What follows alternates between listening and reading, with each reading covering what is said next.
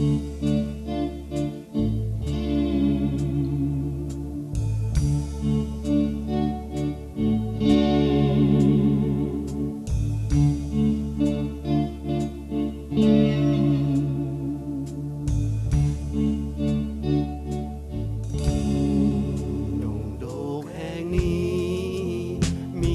นต์ค้าง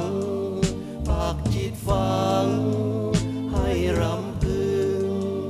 ยามห่างไกลก็ห่วงเถิงบ่จืดจางเมื่อยามพบเห็นบ่วายเว้นอยากจะเป็นคู่น้องนางโอ้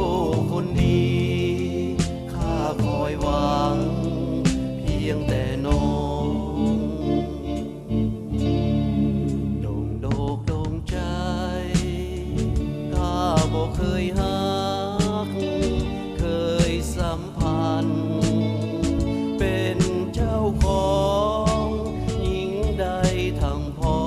งเฝ้าแต่เหลียวมองน้องเพียงผู้เดียวอยู่ในโลกนี้น้องคือมาลาเปรียบดอกฟ้าข้าไฟหาคู่ชีวิตขอตอบหักข้านี้ด้วยเถิด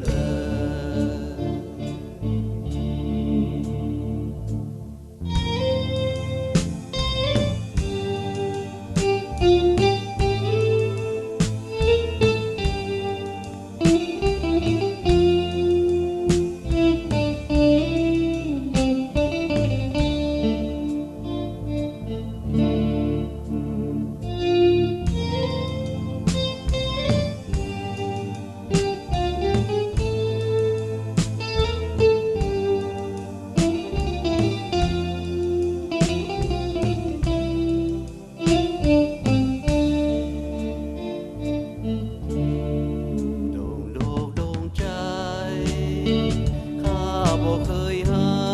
กเคยสัมพันธ์เป็นเจ้าของหญิงใดทั้งพ้องเฝ้าแต่เหลียวมองน้องเพียงผู้เดียวอยู่ในโลกนี้น้องคือมาลาเปรียบดอกฟ้า